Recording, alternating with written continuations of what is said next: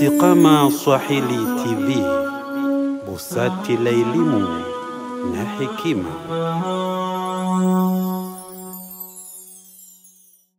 Alhamdulillahi alladhi 'allama bil qalam 'allama al insana ma lam ya'lam.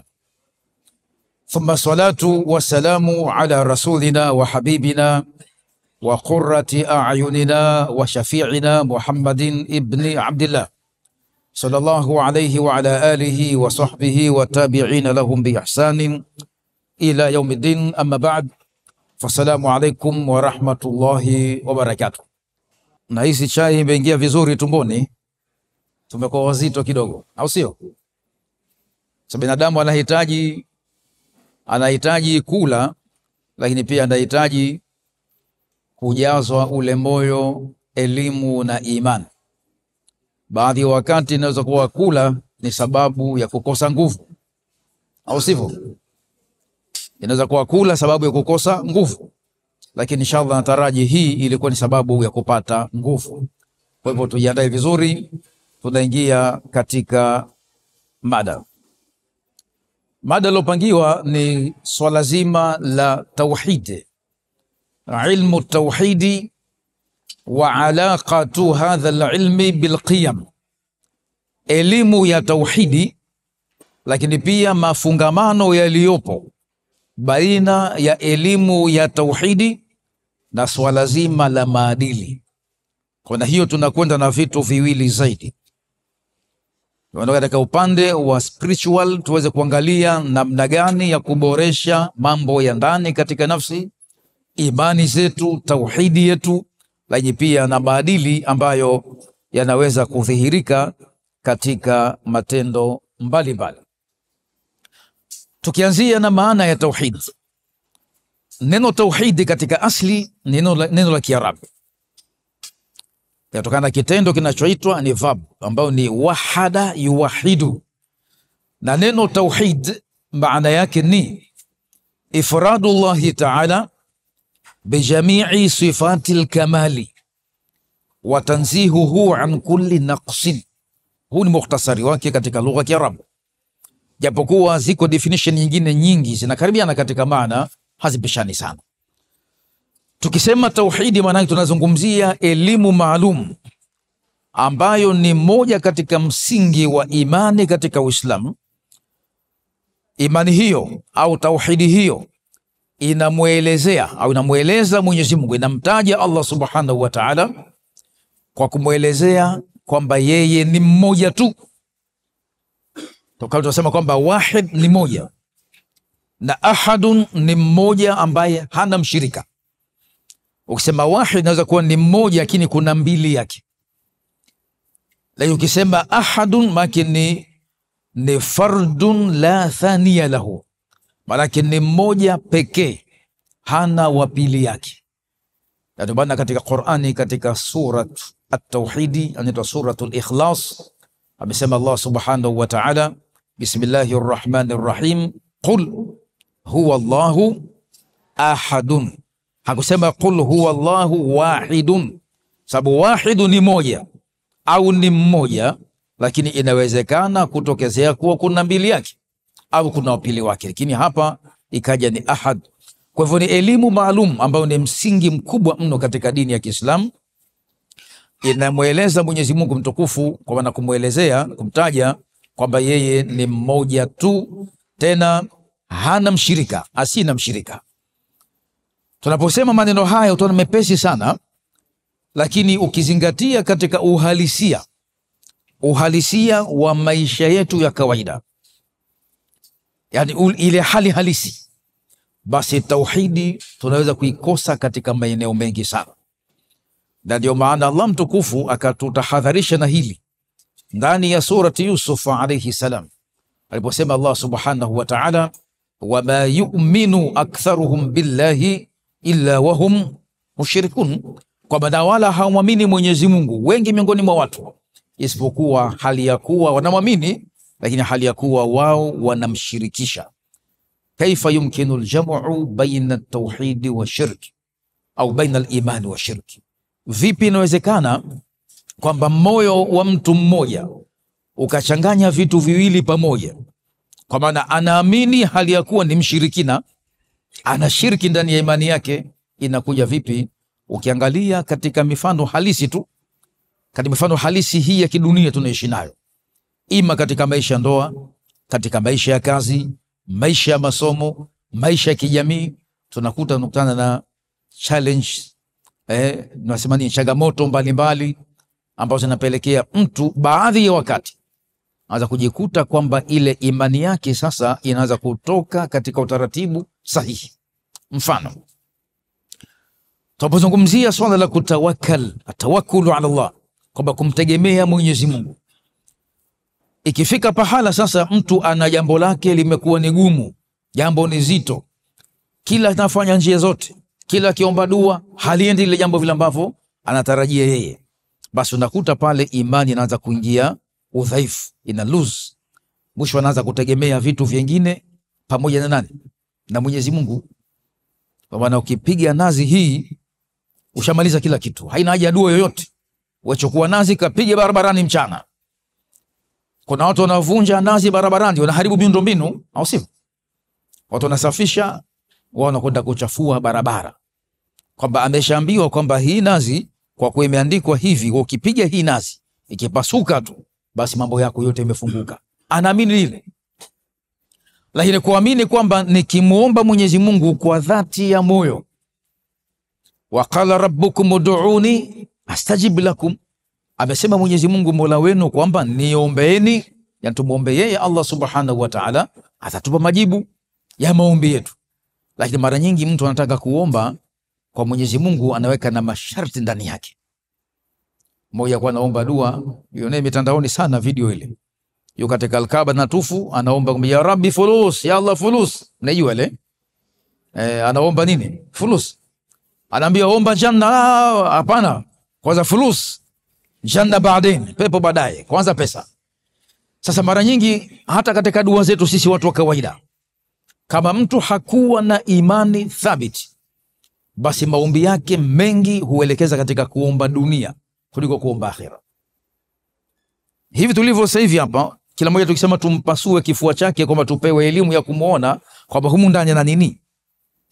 Ingelikuwa juzi naambia jamaa katika semina moja kwamba lau kama ingelikuwa Allah Subhanahu wa Ta'ala ametupa uwezo wa kuzibaini nia za watu katika vifua vyao, kama vile ambavyo ultrasound au x-ray inaweza kupima kitu kaona, inakupa picha kwamba huyu ndani ya moyo ana 1 2 3, huyu hasidi, huyu ana chuki fulani, huyu mgomvi, huyu ana uadui. Kama angefika mtu pahala anaingia katika chuo mfano pale, kwamba anaingia pale unamscan kifua pale, unamsoma vile alivyo vyote, basi dunia hii tusingeweza kuishi na mtu yoyote, si wazazi, si marafiki, si mtu yoyote, tusingeweza kuishi. Allah mtukufu amejalia kwamba kifua ndio sanduku limehifadhi ule moyo ambao umejaa kila namna ya mambo, ikiwa ni ya khairi au ikiwa ni ya shari. Kwa hivyo nakuta baadhi ya wakati tunaingia baadhi ya wakati katika kuingia shaka katika uwezo wa Allah mtukufu. Tunaamua kutumia sasa watu kwamba mimi nategemea midhali fulani yupo, yule akishasema yule ndo kamaliza kila kitu. Mtu anaweza kuomba kazi, haombi dua kwamba ya Rabbi nijalie nipate kazi yenye khairi na mimi. Anaona bora kwamba hizi dokumenti zangu, hizi application yangu hii nikishampa fulani, yule bwana yuko ofisi fulani, yule akipeleka tu akisema yule ndapata kazi. Unapeleka, mwisho unakuta kwamba anakwama yeye na unakwama. Tunarudi kwa Mwenyezi Mungu, ya Rabbi nilikuwa nimesahau kuomba wewe kwanza, nikamwomba bosi wetu fulani. Kumbe utakiwa mtangulize Allah ndio kutawakkal kwenyewe. Kwa maana hiyo elimu ya tauhidi ina maeneo mengi sana, ikiwemo kutawakkal na kuamini kwamba yeye Allah mtukufu ndiye mmoja na ni mpweke ambaye hana mshirika. Tutakuja kuangalia kwamba namna gani kwamba hana mshirika. Lakini haya ni baadhi tu ya mambo, baadhi ya mambo. Lakini pia kwamba hana mshirika katika mambo gani? Kwanza fi uluhiyatihi, katika ile sifa ya kuwa yeye ni Mungu, yeye ni muabudiwa wa haki, yeye ndiye muumba, katika uumbaji wake, na katika tadbir shuuni hayati nas, na katika kupangilia mambo ya watu yote. Katika moja ya elimu muhimu sana ndani ya Uislamu, ndani ya Qur'ani na Sunna, ni elimu ya kuwa na nidhamu. Yani Qur'ani nzima imeeleza kuhusu nidhamu. Ukitafuta elimu yoyote, elimu ya protocol, itifaki, ndani ya Qur'ani ndio pahala pake. Ukitafuta elimu ya saikolojia, yote imo ndani ya Qur'an. Intelligence yote ndani ya Qur'an. Hakuna ilmu iliyokuwa iko nje ya Qur'ani. Lakini huwezi kuiona moja kwa moja kwamba hii ndio, paka usomesho kwamba kumbe aya hii inazungumzia kitu fulani. Kumbe hapa ndio engineering yenyewe. Ndani ya Qur'ani manabii wamefanya kazi kama hizo na mengineo. Kwa hivyo tufahamu ya kwamba uendeshaji wa maisha anatawalia uendeshaji huo ni nani? Ni Allah subhanahu wa ta'ala. Na ndio maana binadamu japokuwa anaweza kuwa ana utashi wake katika mambo, anapangilia mambo yake mbalimbali, ana plan awe namna gani, anaweka mipango, lakini je, mipango yake yeye ndiyo itakuwa vile anavyotaka, au lazima arejeshe mipango yake kwa yule mpangaji mkuu ambaye nani? Ni Allah subhanahu wa ta'ala. Ndio akasema Allah subhanahu wa ta'ala, wama tashauna illa an yasha Allahu rabbul alamin, kwamba wala hamtoweza kuwa na utashi wenu wenyewe. Zile willing zetu tunataka kuzifikiria, tunazipanga, lakini mwisho wa yote hatuwezi kufikia isipokuwa mpaka atake Mwenyezi Mungu mwenyewe. Tufanya juhudi katika mambo, mwisho tunamwelekea yeye na mwanzo tunamwelekea yeye, kwa sababu yeye ndiye akitaka jambo lake basi hulipa amri tu jambo lile kuwa na likawa. Tukasema Allah subhanahu wa ta'ala, innama amruhu, tumalizie basi, idha arada shay'an ay yaqula lahu kun. Ni jambo jepesi hilo jamani. Nani leo anaweza ana uwezo namna hii kwamba akisema jambo lote kwamba kuwa likawa hapo hapo, kwamba kamera hii kuwa kamera 6 zikawa 6 hapa ndani? Nani anaweza kufanya hivyo? Hakuna. Lazima tutafute pesa, tukanunue, tuagize, ziletwe, zifungwe. Allah mtukufu anaweza jambo lolote, kwamba kulipa amri tu kuwa na likawa.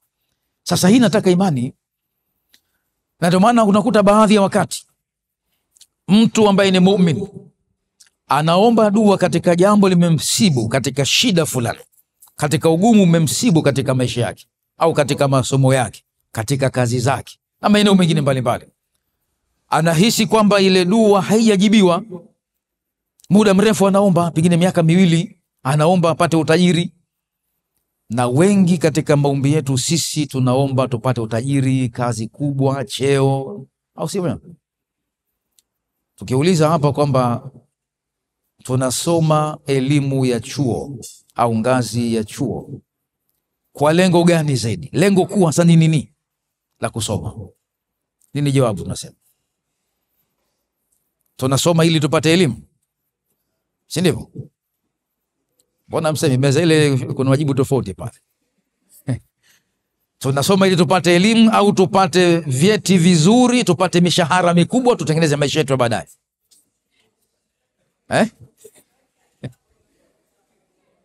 Mbona hamjibu? Tunasoma ili tupate ilmu au tupate vyeti vyenye credit nzuri zile, tupate kupata ajira kubwa zenye mshahara mkubwa, au sivyo? Watu wanaongeza degree, atasoma elimu ya kwanza, atakwenda diploma, anakwenda elimu gani, anakwenda mpaka afika kuwa ni ana PhD yake.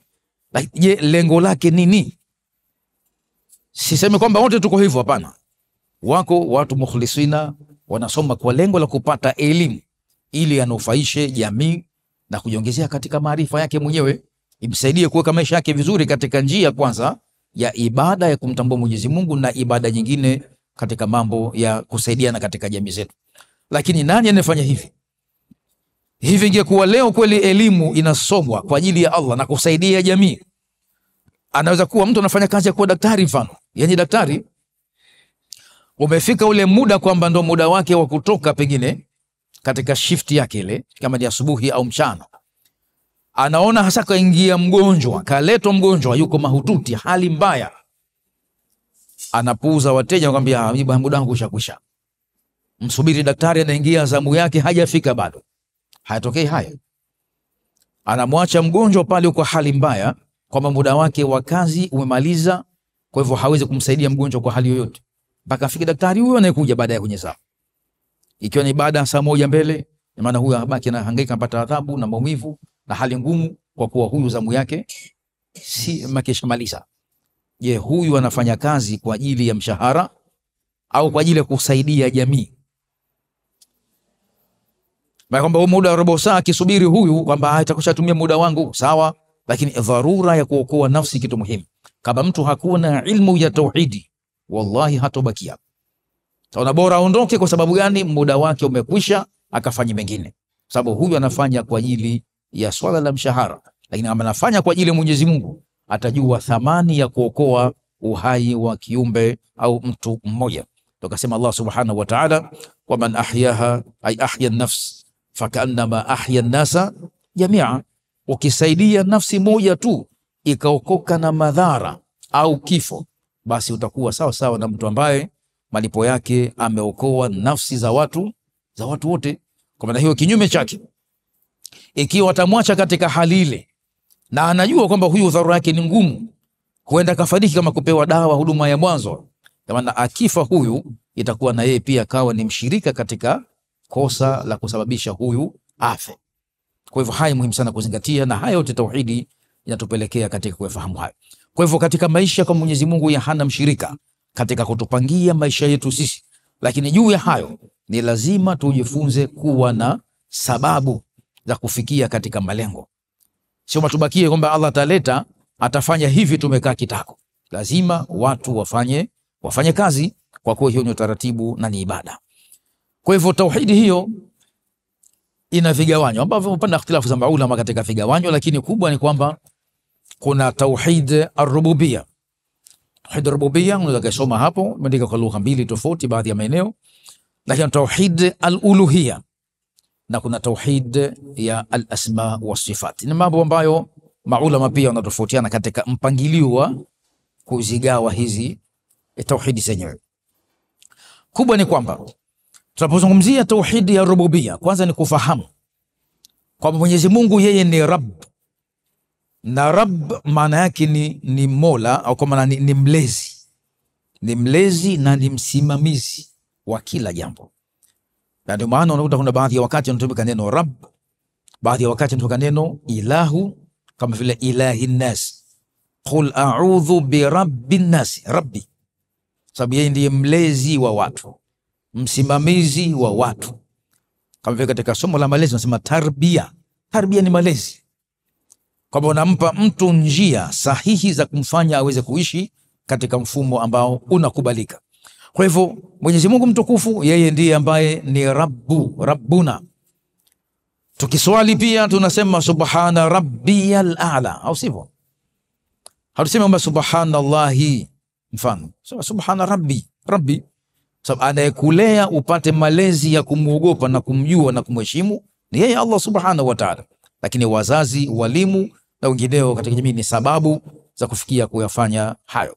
Kwa hivyo kuna masuala pia kujua namna kumwabudu Allah subhanahu wa ta'ala, worshiping Allah alone, kumwabudu Allah peke yake, si kuchanganya ibada baina hili na lile. Mwenyezi Mungu hakubali kufanyiwa shiriki kwa chochote. Ndio maana akasema Mwenyezi Mungu mtukufu ya kwamba inna Allaha la yaghfiru an yushraka bihi wa yaghfiru ma duna dhalika liman yasha. Hakika Mwenyezi Mungu hasamehe dhambi ya kushirikishwa, hasamehe kabisa Mwenyezi Mungu, mpaka mtu ajivue ile shirki, arudi katika tauhidi, ndipo atakwenda katika masuala ya kupata radhi za Mola subhanahu wa ta'ala. Na katika moja ya shirki ni kwamba mtu kutegemea kwamba fulani ana uwezo kama Mwenyezi Mungu au zaidi.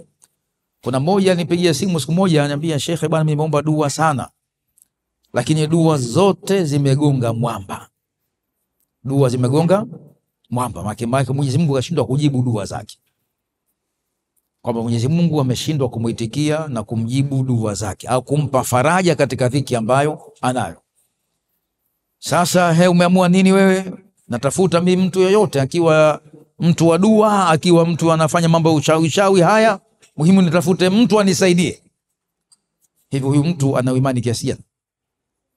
Kwamba ikiwa anaona yeye kwamba Mungu kashindwa kwa dhana yake, mtu ataweza?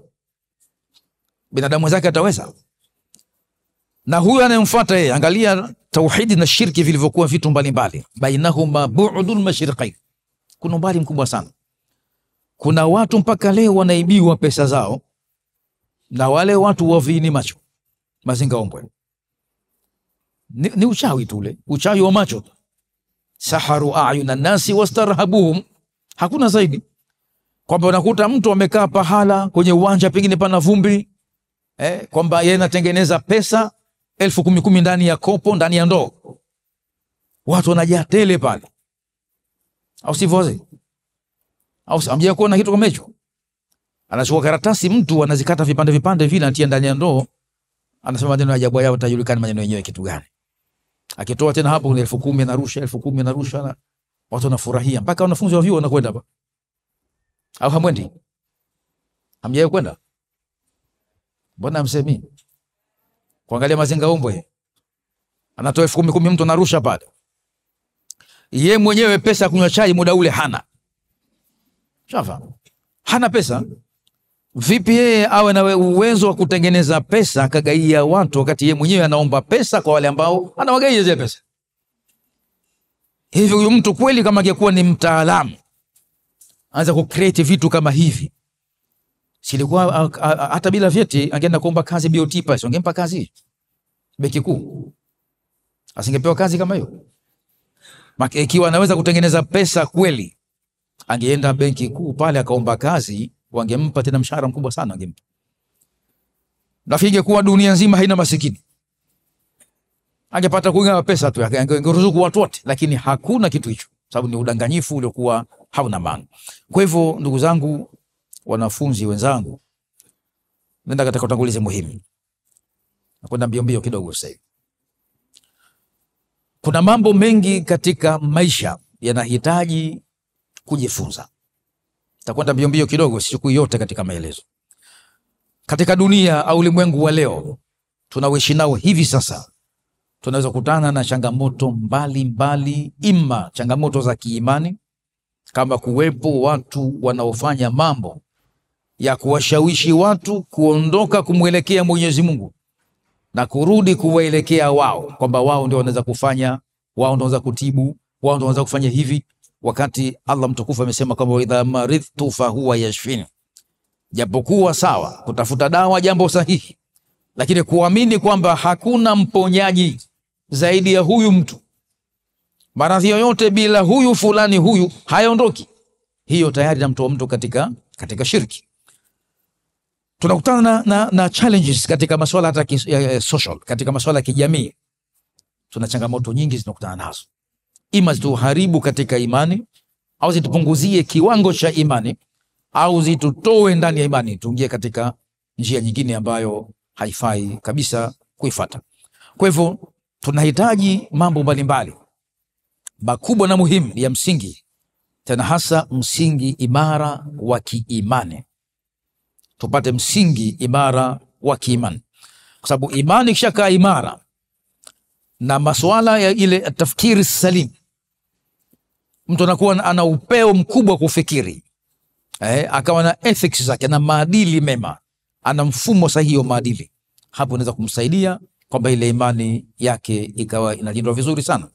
Lakini msingi huu unapatikana katika tauhidi. Misingi yote hiyo kupata imani imara pametajwa katika kauli mbiu yenu hapa. Pia nimeona kuna smart mind, kuna strong faith. Hiyo ndo haya yote ni muhimu sana, na ndio maana Qur'ani tukufu imeshushwa katika mji wa Maka. Katika ile Qur'ani kishushwa mwanzo wa kabla ya hijra, aya nyingi, sura nyingi zikizungumzia mambo yanahusu nini? Yanahusu imani. Lazima watu wajenge imani kwanza, ndio wataingia katika ibada kwa vizuri. Lakini ikiwa imani haijajengwa ikakaa vizuri pahala pake, basi hata matendo mema huwa hayakai na hayadumu. Kutaka kujua hayo, angalia tathmini ya kawaida yako wewe binafsi, yangu mimi na ya mtu mwingine. Bali insanu ala nafsihi basira, kwa binadamu kwa nafsi yake mwenyewe anajitambua mwenyewe, self awareness, kitu muhimu sana. Kujitambua kwamba wewe ni nani, una madhaifu gani, una makamilifu gani, kujitambua. Angalia mfano mwezi wa Ramadhani, asilimia kubwa ya Waislamu hata wale ambao ni walevi, asilimia kubwa miongoni mwao huwa wanaingia katika ibada ya sala, au sivyo jamani? Wavuta sigara dunia nzima ambao wanafunga hawavuti kuanzia alfajiri mpaka jua lizame, au sivyo? Na wanaweza kuzuia kuvuta sigara muda ule. Lakini tazama hao inapoingia magharibi tu au ikimalizika Ramadhani, je, ule uwezo wao wa kujizuia na ile ukatazwa ni ule au napungua au naondoka kabisa? Angalia uwezo wa kusoma Qur'ani uliokuwa nao ndani ya Ramadhani. Katika siku moja hakuna hata mmoja ambaye alikuwa hasomi Qur'ani pengine japokuwa karatasi 3-5 kwa siku. Amekosa hata iwe moja anasoma kwa siku. Lakini baada ya Ramadhani pengine inaweza kupita wiki nzima mtu hajafungua msahafu kurasa hata mmoja kutazama aya 10-12. Kwa nini? Aniko very busy. Kwa nini? Masomo yamekuwa bwana, kuna mitihani, kuna hivi. Au sivyo jamani? Ndivyo sivyo? Sikusudi nyinyi, manake hiyo hali hiyo ipo haipo? Ipo.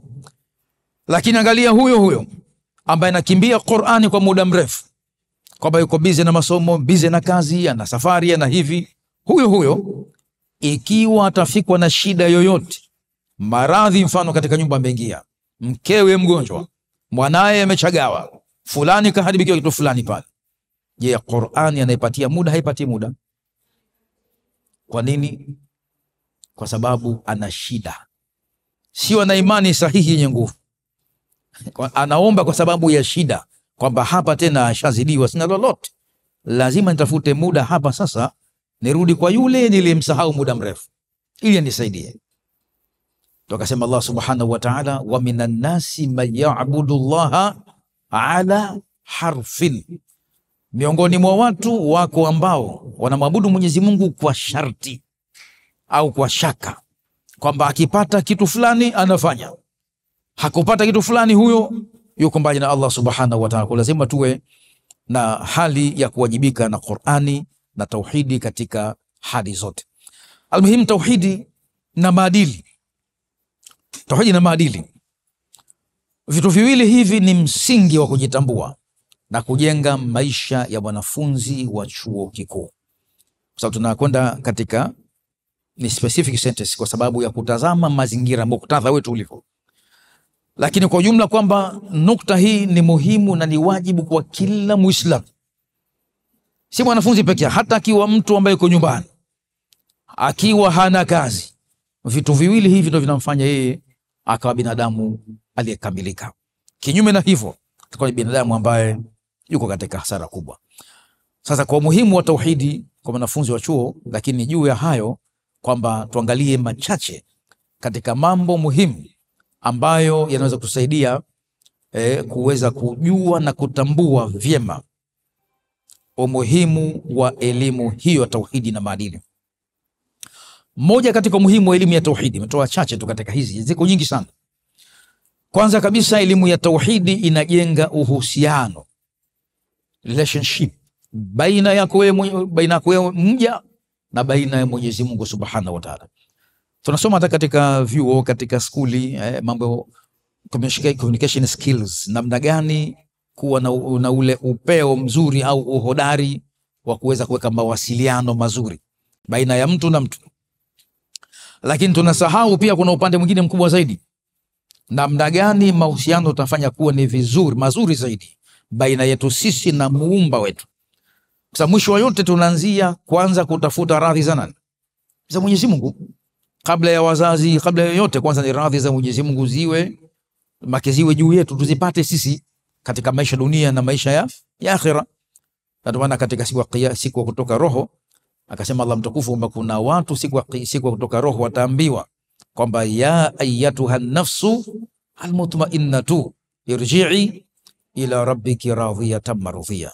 Yani bishara kubwa sana kwamba mtu anatoka roho anapewa bishara njema na malaika kwamba wewe nafsi uliyetulia, rudi kwa Mola wako. Rudi kwa Mola wako hali ya kuwa radhi, umeridhiwa. Si jambo dogo pata radhi za Mwenyezi Mungu Subhanahu wa Ta'ala. Kwa hivyo uhusiano mkubwa pia ni kujenga ule uhusiano mzuri na sahihi baina ya Muumba, baina sisi wanadamu na baina ya Muumba. Lakini pia elimu ya tauhidi huweka msingi wa maadili ya kweli. Kwa maadili yako namna mbili. Kuna maadili yale ambayo hutengenezwa kama mtu ana act kuwa na kitu fulani, kwamba anadhihirisha kile ambacho hana.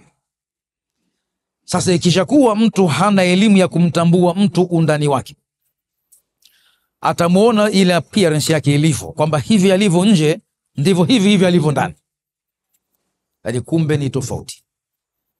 Angalia katika sura moja muhimu sana, Surat Al-Munafiquna. Tunajua imeanzaje sura ile?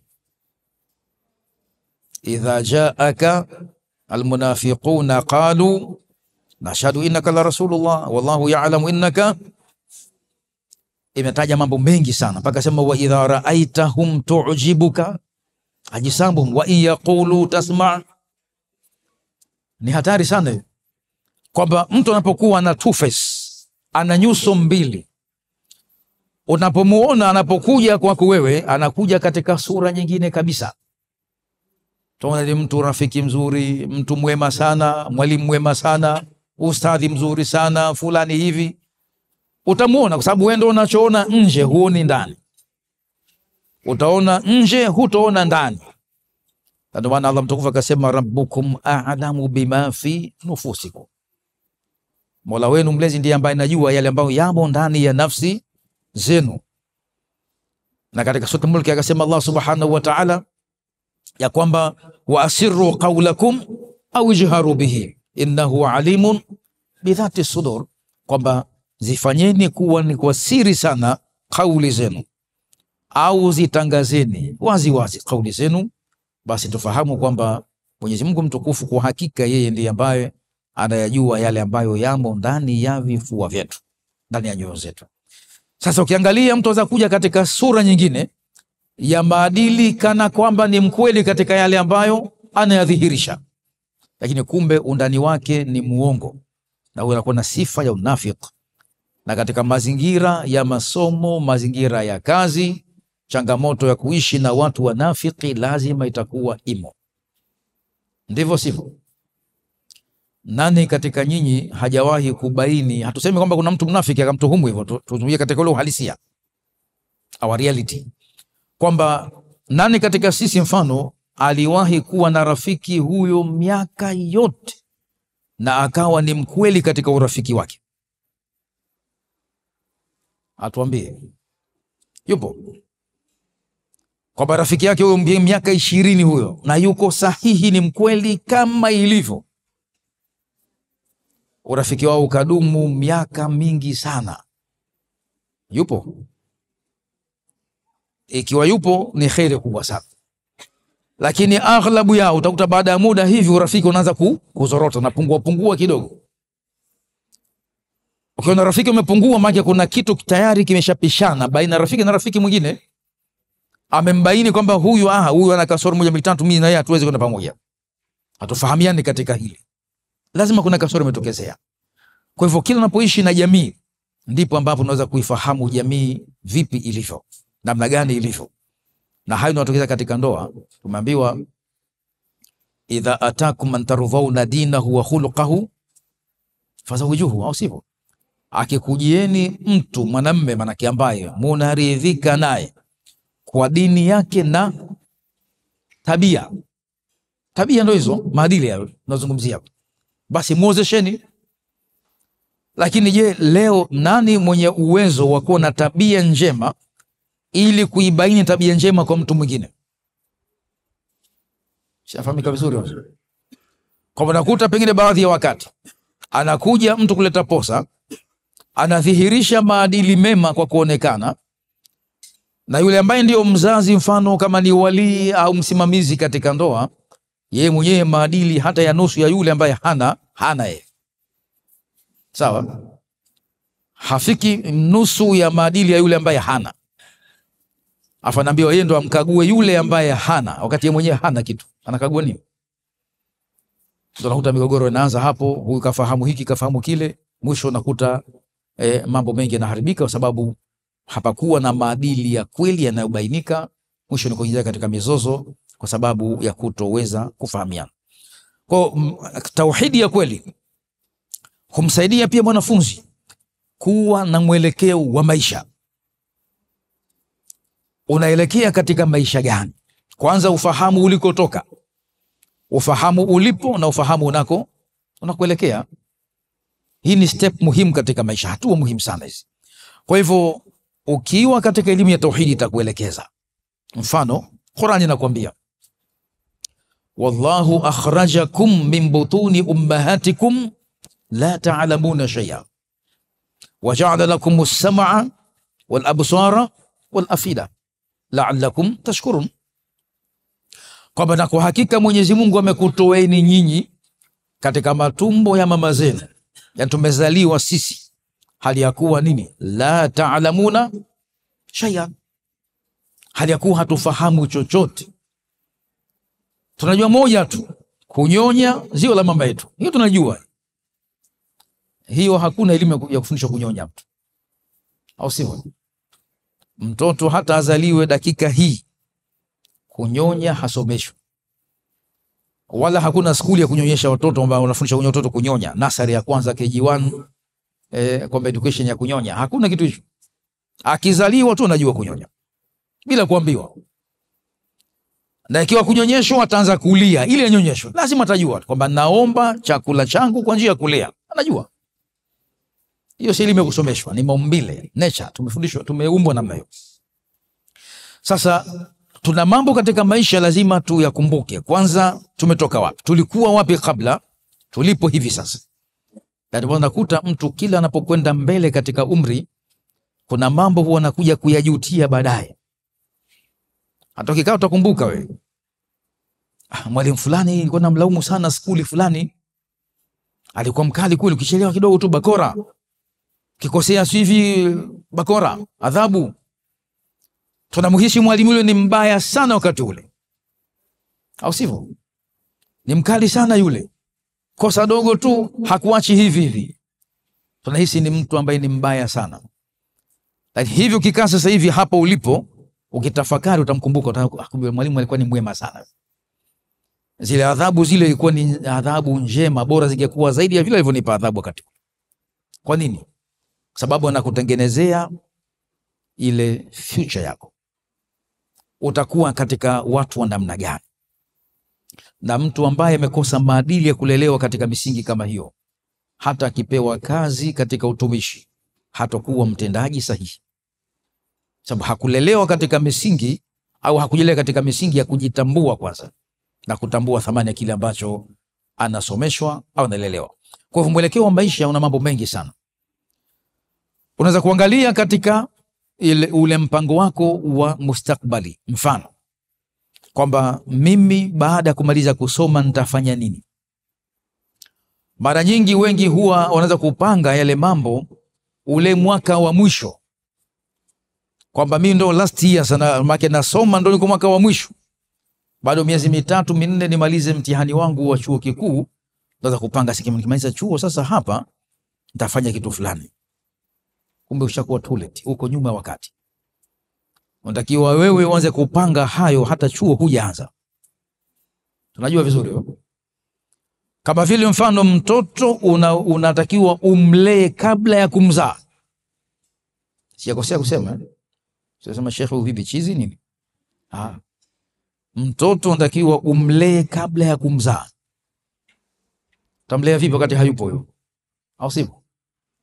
Unaanza prosesi zake huko nyuma, kuja kumchagua baba yake atakuja kuwa nani, mama yake atakuja kuwa nani, zile sifa qualifications zake zile, kwamba nataka nizae mtoto mwema mwenye maadili mema, awe mtiifu, awe msomi, awe hivi awe hivi.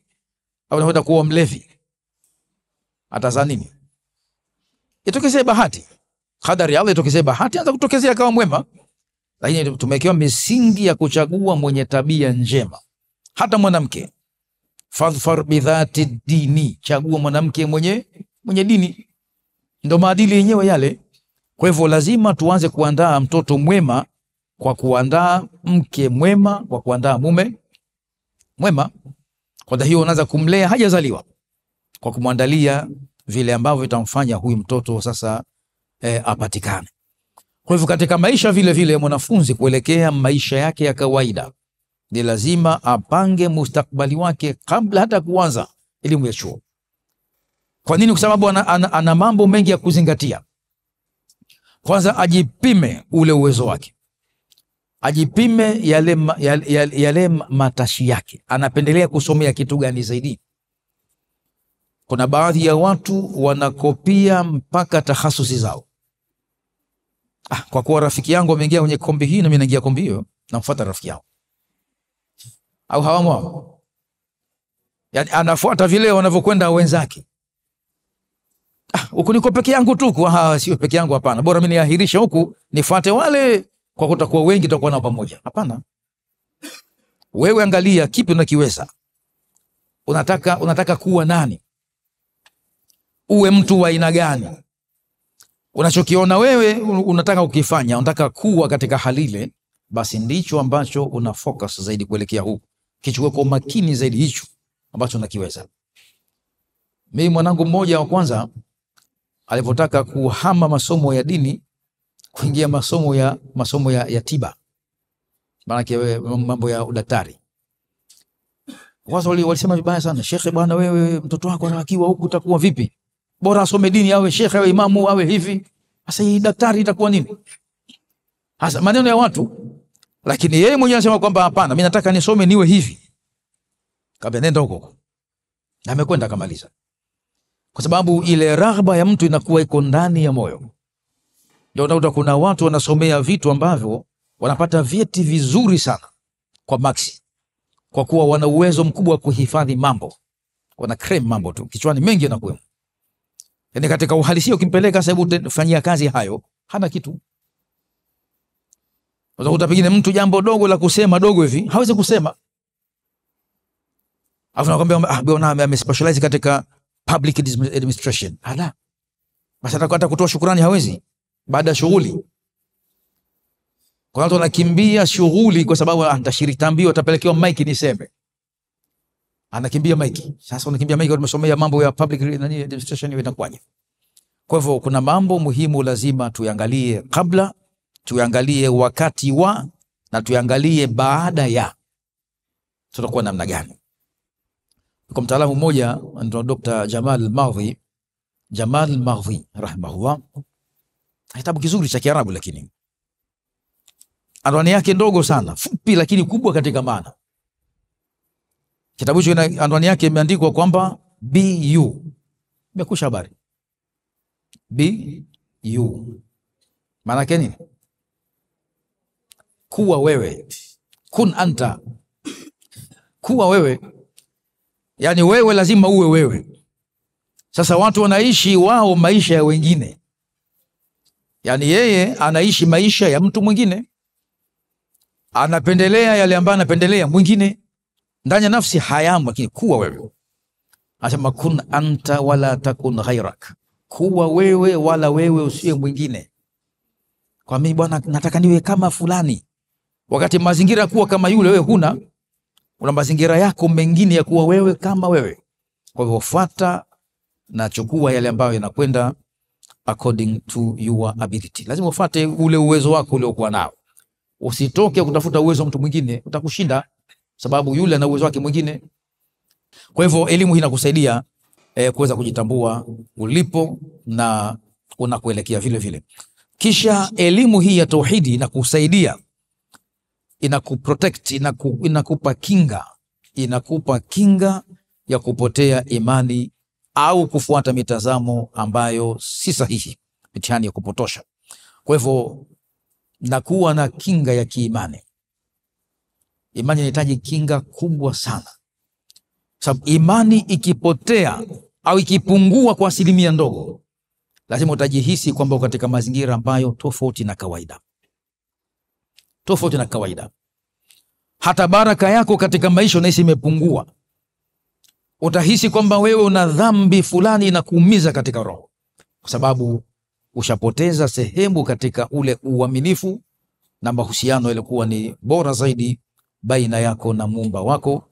Kwa hivyo tauhid na kusaidia kukupa kinga hiyo ili ufike sehemu salama zaidi. Tuende katika swala la maadili. Inshallah. Maadili ni neno pana sana. Neno pana sana. Na katika mambo ambayo yenye shida kubwa sana na ambayo ndiyo yanakuwa ni chanzo kikubwa cha migogoro katika jamii ni suala la maadili. Kuna siku moja bwana mmoja tulipishana naye katika eneo la msikiti fulani hivi. Mtasame napiga mfano lakini msingie kichefuchefu wala kinyaa. Samani kidogo. Stahimilini kidogo.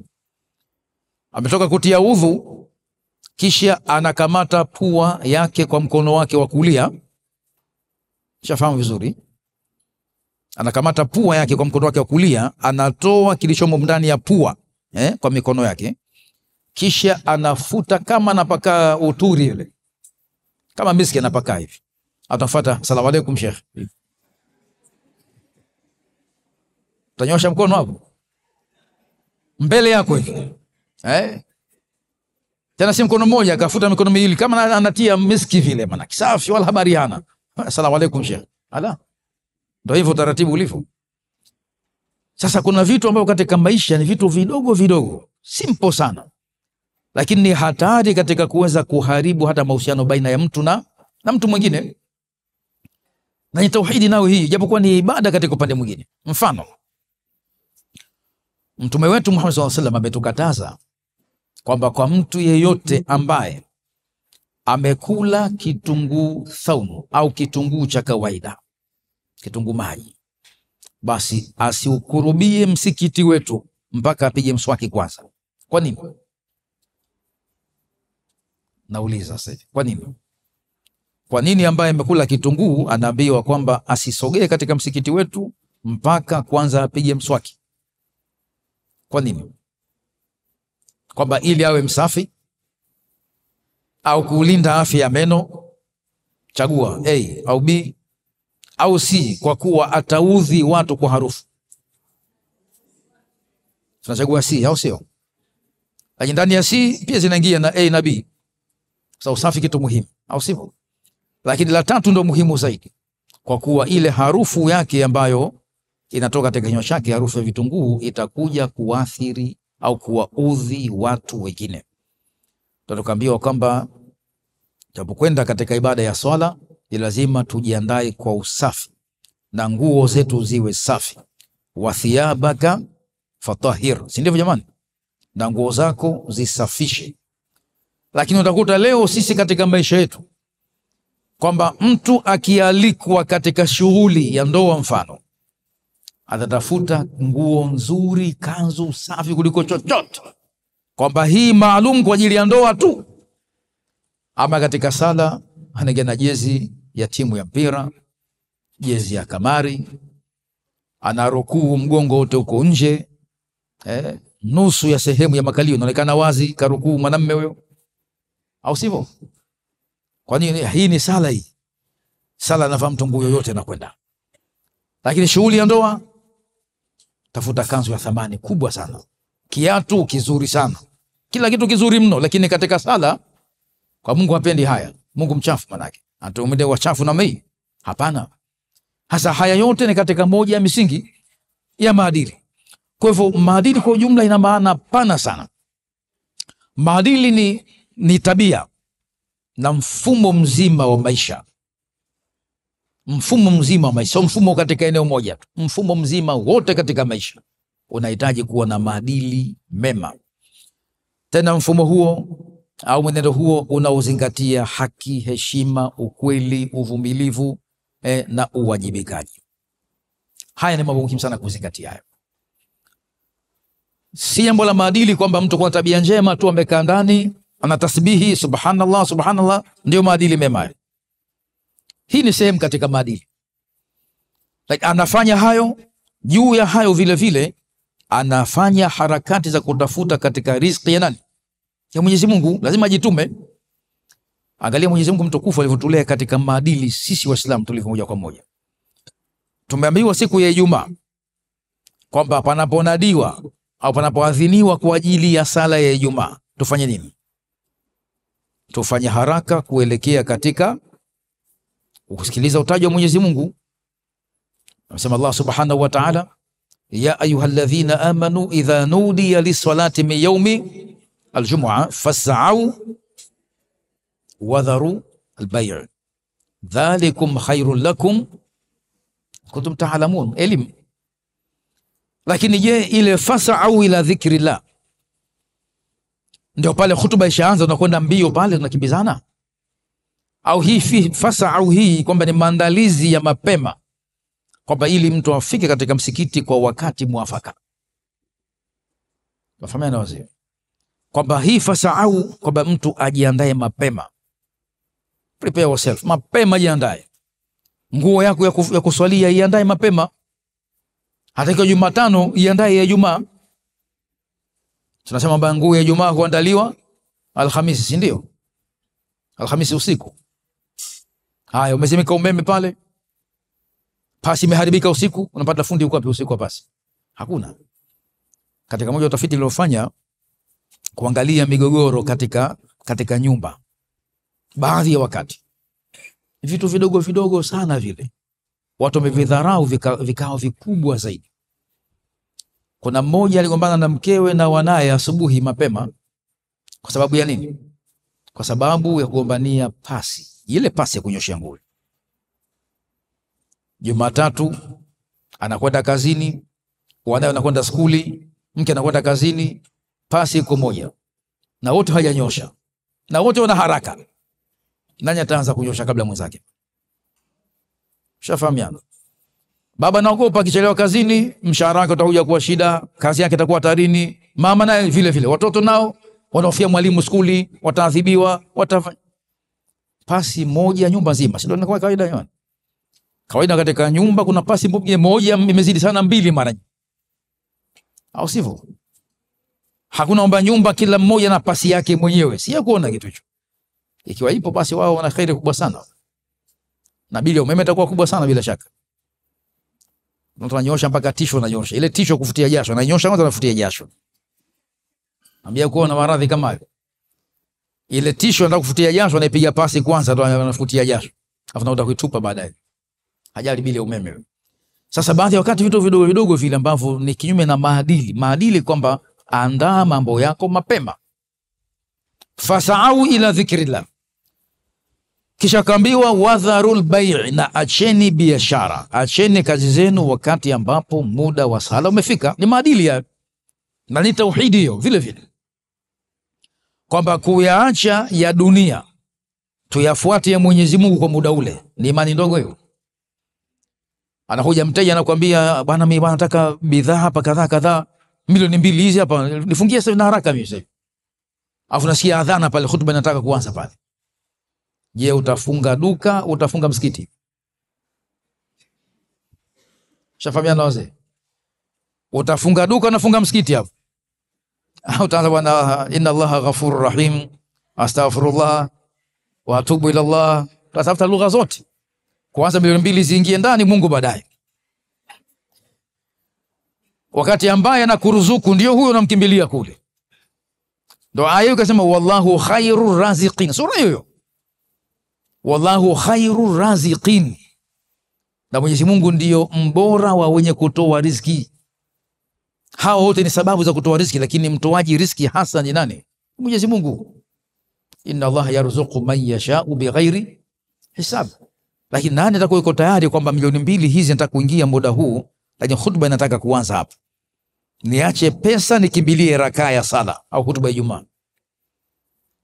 Ukikaa ukifikiria utaona kwamba lakini hapa si dharura hii, nitalipa tapata nusu ya hutuba ya pili hii, unajipa moyo pale. Lakini imani sahihi ni kwamba acha biashara, fuata ibada ya sala. Nani anaweza kufanya hivi? Tutasema tunaweza kwa sababu biashara hatuna.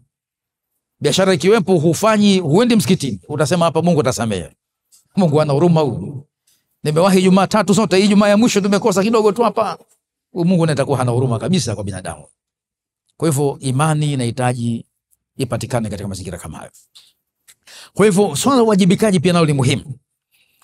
Na ndio maana pia katika mwenendo na maadili, hata yule ambaye ni imamu msikiti au khatibu wa sala ya Ijumaa, katika sheria ya Kiislamu pamezingatiwa kwamba hawa watu wamekuja kwenye kusali kwenye sala ya Ijumaa hii, wameacha mambo yao mengine kuja kupata dhikri ya nani? Ya Allah subhanahu wa ta'ala, utaje Mwenyezi Mungu. Kwa hivyo imamu ameelekezwa naye pia kwamba katika moja ya alama za kuwa na utambuzi sahihi wa imamu ni kufupisha khutba yake, kwamba khutba yake iwe ni short speech, fupi. Leo mtu anakuja kutoa khutba saa nzima, dakika 60, khutba ya Ijumaa. Si mtihani huu? Nataka kuadhibu watu. Uislamu unataka mambo magumu. Inna dina yusr. Na ingekuwa mada hii si refu, ningefupisha dakika 5 tu ningemaliza, lakini kwa sababu na mambo mengi ya kuzungumza tunahitaji kufafanua katika utaratibu huu. Lakini khairul kalami ma qalla wa dalla, maneno yalikuwa bora ni ambayo ni machache yakaonesha mwelekeo. Nini mwelekeo wetu? Kwa hivyo imamu anawajibika naye pia kufupisha ili kuwapa fursa hawa watu. Sababu binadamu tuna hali za kutamani mambo, tuna hali za kuwa na haraka na mambo. Wa khuliqa al-insanu ajula, tuna ajal. Sasa ile haraka ya mambo ile unapewa muda maalum au muda mchache, ili kuondosha ile hali ya baadaye kuanza mtu anaswali huko anawaza yule mteja si yupo au kisha ondoka yule, ili asikae na waza hayo, afanyiwe wepesi katika ile hutuba yake.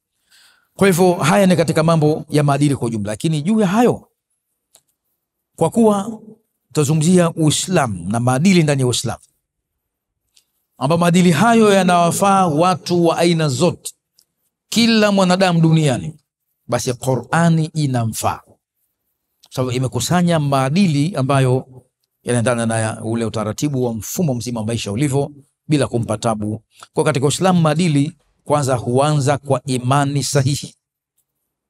Ni lazima kwanza ile imani iwe sahihi katika moyo. Tukasema Mtume SAW ya kwamba laysa al-imanu bitamanni wala bitahalli walakin ma waqara fil qalbi wa saddaqahu al-amalu, kwamba imani si kutamani tu kwamba kuwa nayo ukawa nayo, wala si pambo ukajipamba nalo kwamba hili ndo imani yangu kwa sababu ya vazi pengine, au kuna tasbihi mkononi, kuwa na pete, kuwa na sijida ndo imani hiyo. Mmoja kunamwambia mwenzake kwamba bwana, ukisali kama hujatoka na alama hii peponi huingii. Mshakusikia habari kama hiyo? Kwamba ile aya sura Fatima imesema kwamba simahum fi wujuhihim min athari sujud, ndio hii. Sio athari sujudi hii, hiyo nyingine kabisa hiyo. Sio kuchunika hapa ndio alama kusujudu. Sio bwana. Siku ya pili akasema kwamba la, kumbe lazima iwe nayo, lazima iwe nayo. Kwa kenda siku ya pili kusali, akisujudu pale hanyinyuki, anasugua uso mbele nyuma, mbele nyuma. Uso unakuwa kama mguu, manake sana usugua kama mguu ili apate alama naye hapo. Hiyo si taratibu sahihi. Kwa hivyo haya yote katika Uislamu yanaanzia na imani sahihi kwanza, na kisha huonekana baada ya hapo matunda yake, hiyo imani yenyewe, hiyo tauhidi yenyewe ionekane na idhihirike yale matunda yake au ile faida yake katika mazingira ya uhusiano na watu wengine. Jana kwa kuzungumzia hadithi hii Tumbatu kwenye maulidi ya jana, kwamba hadithi iko sahihi vizuri tu. Amesema Mtume sallallahu alaihi wasallam ya kwamba wallahi la yu'minu, wallahi la yu'minu, wallahi la yu'minu, kwamba anaapa Mtume sallallahu alaihi wasallam, anasia, anaapa ya kwamba wallahi hatoamini, wallahi hatu. Mara tatu tunazungumza maneno kama yale. Masahaba akasema kwamba nani huyu hatoamini ya Rasulullah? Akasema ya kwamba mtu ambaye jirani zake au jirani yake hakusalimika na maovu yake. Kwa maana mtu ambaye anaishi na jirani kwa maudhi, kwa kero, huyo wallahi hatokuwa na imani sahihi. Je, swali linakuja, je, katika vyuo huko tunakerana hatukerani? Jawabu kwa sauti moja tu. Je, katika maisha ya chuo tunakerana hatukerani? Wanaokera zaidi ni wanaume ni wanawake?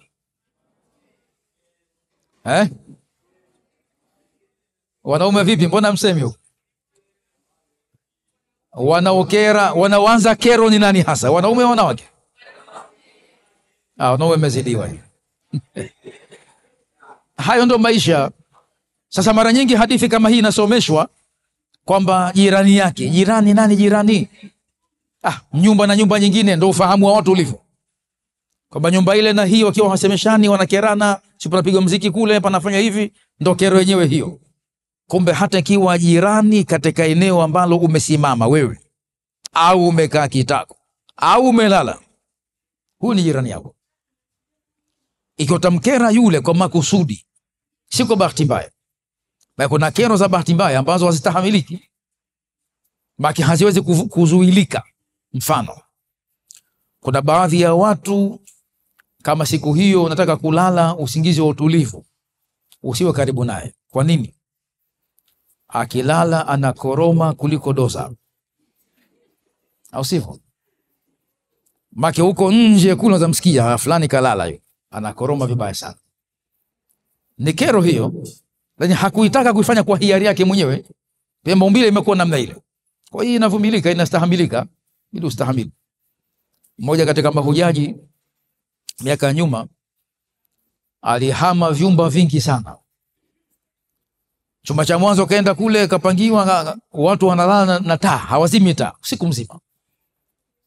Taa zinawaka usiku mzima ndani ya chumba, na yeye taa ikiwaka usingizi hapati, na wale ikizimwa hawalali. Apewe nani haki hapo? Mwisho akaomba kuhamishwa. Bwana, wewe utakuja kuta mengine kule, vumilia tu hili dogo hili. Mimi siwezi. Vaa kitambaa cha uso, funika macho, kitambaa cha uso hapo utalala. Siwezi, bora nihamishwe. Atafuta anapoona pana kufaa, tukuhamishie huko. Akatafuta sehemu nyingine pale, kaona kwamba hapa taa lazima yetu lazima sisi. Basi panafaa. Kuingia siku ya mwanzo tu alikuwa na shida kidogo, maana hawezi kuzuia kidogo mambo yake mengine haya tumboni. Amekwenda zake sasa kwenda katika sehemu ya kukidhi haja kule. Kuna mtu katundika nguo zake juu ya mlango pale. Amemsubiri mpaka choka, zaidi ya saa nzima hakutoka. Akienda huku kuna watu na vyoo vya watu wengine, akienda huku hakuna, isipokuwa subiri pale pale. Mwisho kaanza kutukana, matusi mazito pale, piga ngumi milango pale, afungue mtu atoke. Na yule mtu ndani pia naye ana maradhi yake mengine, hamalizi haja haraka. Huyu hazui haja, huyu malizi haja. Kashindwa kule kule. Nihamisheni tena sehemu nyingine, kahamishwa. Mwisho akasema bana basi. Fika sehemu ya mwisho kuna mtu akilala na koroma kweli kweli kama shina ya unga ile. Hawezi kero mbele. Mwisho akabidi ustahimili tu mpaka hija imemaliza. Kwa hivyo katika maisha tunahitaji mambo mengi katika kujua namna gani ya kuishi na mahusiano mema na watu. Hiyo ni sehemu kubwa katika masuala ya imani. Kwa hivyo tauhid ni chanzo kikuu cha maadili mema. Kwa lugha nyepesi. Tuko pamoja? Meza hii. Tuko pamoja? Tauhidi ni chanzo cha haya. Tauhidi ni chanzo kikuu, chanzo kikuu. Viko vyanzo vingi vya maadili, vingi sana. Jamii pia, jamii njema ni chanzo cha maadili mema. Mtu anaweza kuiga tabia za watu wema akawa mwema kwa kuiga tabia, hakusoma maadili. Yaani kaona maadili akayafuata, yakawa ni mema kwake. Lakini chanzo kikuu cha maadili kwanza ni swala la elimu ya tauhidi kae pahala pake. Kwa hivyo mtu ambaye anaamini Allah mtukufu kwa dhati, huyo atakuwa na maadili mema baada ya kufahamu. Na mwisho wa yote sasa, imani ile au tauhidi hiyo inaweza kuzalisha sifa muhimu zifuatazo. Sifa muhimu zifuatazo, kwenda kwa mukhtasari wake. Sifa ya mwanzo ni kuwa mtu na tabia ya unyenyekevu. Unyenyekevu makini kujihisi wewe ni sawa na watu wengine kawaida. Kujihisi hivyo kwanza, feel that. Lakini juu ya hayo sio jihisi tu kwamba ndio uwe uhalisia wako wa maisha. Usifanye wewe ni mtu mkubwa kupita kiasi, wewe ukai na watu, usemi na watu, hushauriani na watu, kwamba wewe uko kivyako vyako. Hasa mara nyingi kwamba shida hii inakuja baadhi ya wakati kwamba mtu amepata elimu nzuri, amesoma elimu kubwa vizuri, anaanza kuwahisi wale ambao hawakusoma wote ni wajinga, hawana maana. Shida na adhabu. Tahadharini sana, hata usome namna gani. usihisi hata siku moja kwamba wewe kwa elimu yako ni bora mno kuliko mtu yoyote ambaye hakusoma. Kuna watu hawakusoma hii elimu ya kuingia darasani, lakini Allah mtukufu amewajalia kuwa na elimu nyingine ya hekima ambayo anawatunuku yeye mwenyewe. Amesema yu'til hikmata man yasha, hakusema yu'til ilma man yasha. Elimu huwezi kupewa mpaka usome. Elimu huwezi kupewa tu kwamba hivi umeumbwa unayo tayari. Lakini hekima unaweza ukaumbwa nayo bila kusoma na ukawa na hekima. Sisi tushafahamiana vizuri hapo. Ni vitu viwili tofauti. Elimu na hekima ni vitu viwili tofauti. Sababu kila hekima ni elimu. Inawezekana ikawa si kila elimu ni hekima. Tunahitaji vitu vingi kuvijua katika hili. Tukasema Allah mtukufu ya kwamba fawajada, surat Kahfi, Nabii Musa na yule mtu mwema wanakutana pale pahala. Fawajada abdan min ibadina atainahu rahmatan min indina wa 'allamnahu min ladunna ilma. Kafundishwa, kapewa elimu mbali. Lakini hekima akasema kwamba yu'ti alhikma wa laqad ataina Luqmana alhikma. Shafahamu vizuri. Kwa hivyo hekima ni kitu mbali. Usimdharau mtu kwa kumuona kama alivyo. Kuna kisa mashuhuri kinazungumzwa kwamba kuna mtu alikuwa amepanda jahazi. Nikijua kisa kile. Na yeye ni mvuvi kazi yake. Mzee hakusoma, ni mvuvi. Sasa amepakia vijana, wameshamaliza masomo yao, wana vyeti vyao, wana elimu kubwa za juu. Wakamuuliza yule mzee kwamba wewe mzee, wewe umesoma mpaka kiwango gani katika elimu? Sema mimi sikusoma chochote. Kazi yangu ni uvuvi na kuendesha boti, jahazi hili. Ndio kazi yangu, sina zaidi hili. Wakaambia wewe mzee, wewe umepoteza nusu ya umri wako wewe. Umepata hasara nusu ya umri wako kwa kuwa hakusoma. Wakafika pahala pakabadilika ile hali ya bahari. Ikawa mawimbi makubwa yanakuja, mawimbi makubwa yanapiga sasa. Chombo kinataka kwenda kisipotakiwa kwenda. Hasa mzee kwa elimu yake ya kujua mambo ya bahari na mambo ya boti yale ambayo anafanya kazi zake zile, kwamba hapa muda si mrefu chombo hiki kitapigwa wimbi, kitakwenda kuzama. Kabidi aulize abiria wake pale, je, vijana si mmesoma nyinyi vizuri? Tumesoma vizuri sana. Sisi ni wataalamu bwana, sisi professional vizuri sana. Sawa. Mmejifunza elimu ya kuogelea nyinyi? Kuogelea mnajua? Hatujui kuogelea. Kwa vipi mzee? Akamwambia basi nyinyi mmepoteza umri wenu wote. Mmepoteza umri wenu wote. Sikapoteza nusu kwa kuwa kusoma mambo ya nini ya sekula. Sasa yeye anambia mmepoteza umri wenu wote. Kwa nini? Kwa sababu hapa chombo kinazama sasa. Kabidi ukashuka chini. Basi mzee tusaidie, tunanusurika vipi tusaidie mzee wewe? Wanaomba msaada yeye mzee ambaye hakusoma elimu ambazo wamesoma wao. Katika ulimwengu tufahamu ndugu zangu kwamba kwanza hakuna mtu ambaye hana maana duniani. Hata wewe muovu, huyo muovu huyo, kuna pahala atakuja kufaa, atafaa watu wengine, huyo muovu. Kuna watu wanapata ajali njiani.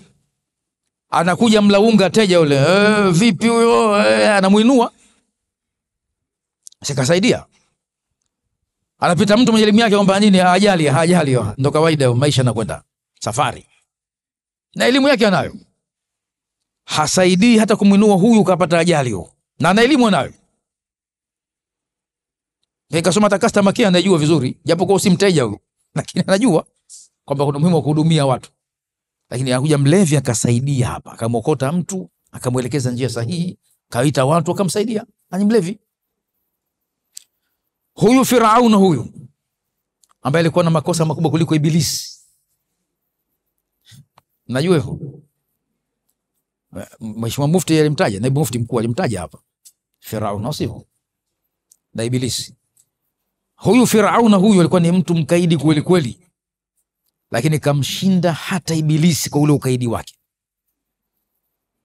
Lakini huyo Firaun huyo, Sura Shuara imeeleza Nabiullahi Musa alifanyiwa utaratibu ili anusurike na kifo. Angalia mipango ya Mwenyezi Mungu ilivyo, ndio tauhidi yenyewe. Kwa baina Nabii Musa asije kuuliwa na Firaun, akaambia mama yake mzazi sasa kwamba aniqadhifihi fil yammi, chukua kifaa hiki mtupe katika mto wa maji yanayokwenda, sasa tupa mtoto wako ule, ndio kwanza kazaliwa.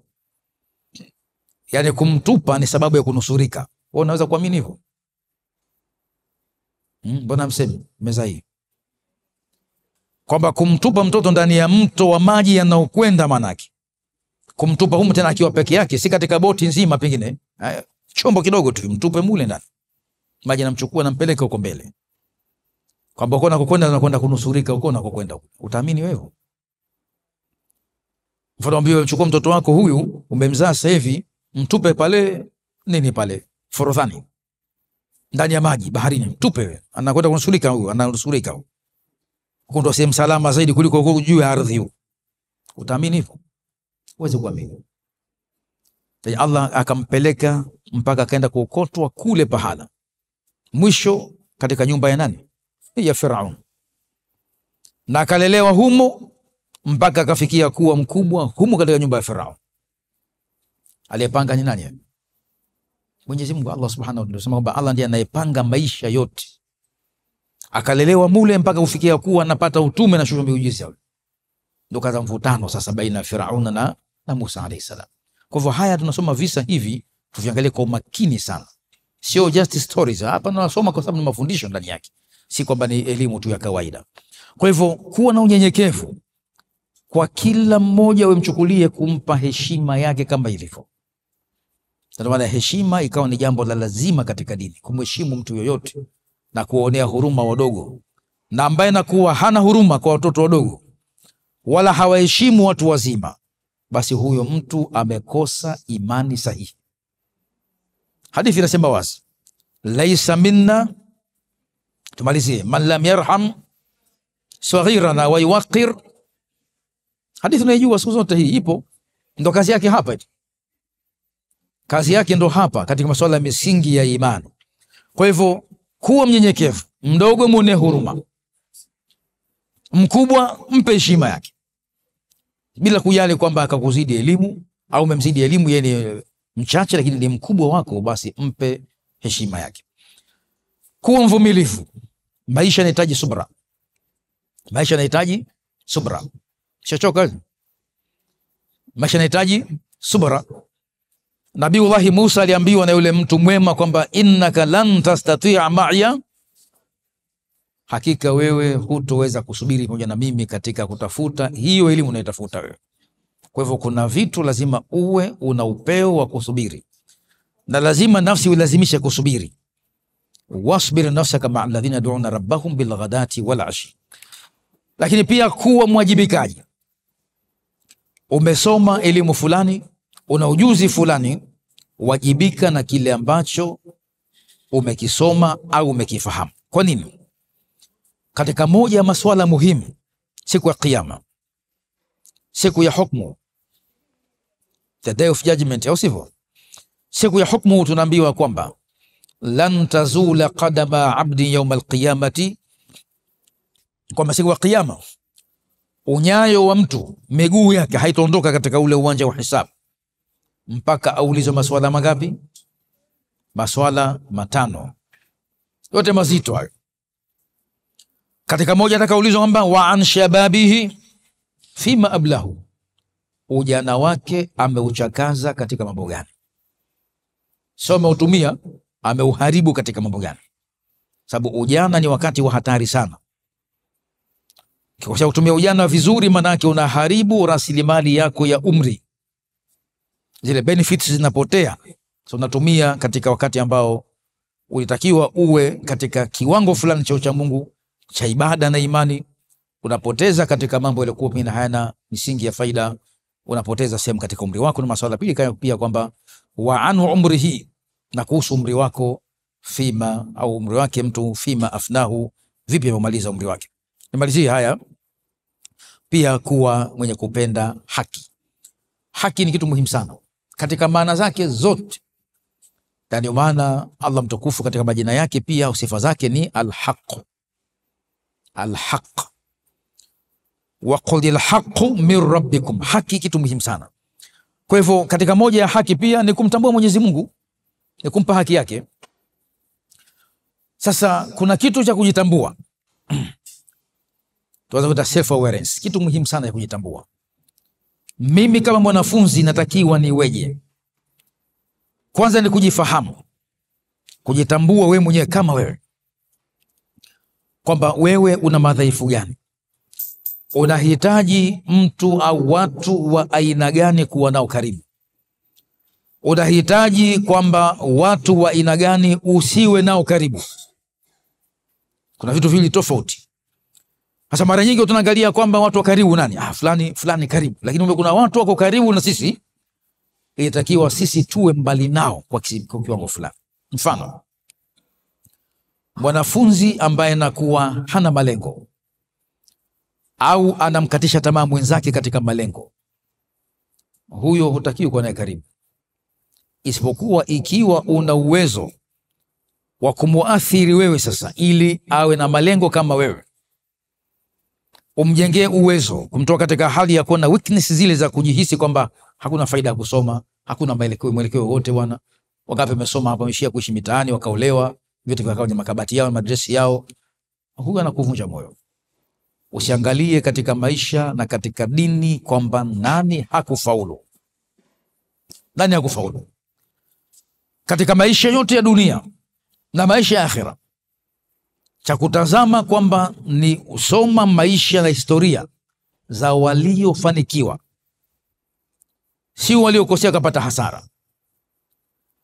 Utaka kuanzisha biashara, tafuta mfanyabiashara ambaye amefanikiwa katika biashara yake, anakupa mwongozo wa kufanikiwa. Ama kimtafuta yule bwana alikuwa na uwezo sana, maduka mengi, ni kafilisika baadaye, kwani kachukua ushauri kwake, ukashafilisika huyu, nijua atanishauri namna gani. Huyu atakufilisisha wewe kabla kufilisika. Sasa takuwa hana fikra iliyokuwa ni fikra nzuri ya kupa moyo wewe ili ufanikiwe wakati yakaharibikiwa. Na usikuwe kwamba zile reasons, zile sababu za kuharibikiwa fulani ndio zitakuwa za yule mtu mwingine. Ni tofauti. Kuna watu wanafanya biashara leo ndogo ndogo wakafanikiwa. Kuna watu wanasoma elimu ya sekondari au elimu ya primary, hii umri wao utakuwa wao wawe ni walimu kipindi hicho. Miaka 50, 60 ndo nasoma. Umri wake anasoma, anajifunza. Leo mtu akishasoma kidogo na kwamba ameshakuwa namna hii bwana, nasikiza huyu atasoma kitu gani huyo? Huyu juzi kasoma pala fulani huyo bwana. Anifikiri mimi nimesoma chuo fulani bwana.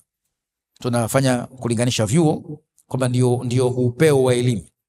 Unaweza kuwa mtu hana chuo, hana cheti cha chuo, lakini akawa ni mtu ana elimu kubwa kuliko ambayo unazopata katika chuo, sababu kuna elimu na kuna hikma. Kwa hiyo tuangalie kwamba kuwa na uwezo wa mtu kwanza kujielewa yeye mwenyewe na kuelewa nafasi yake.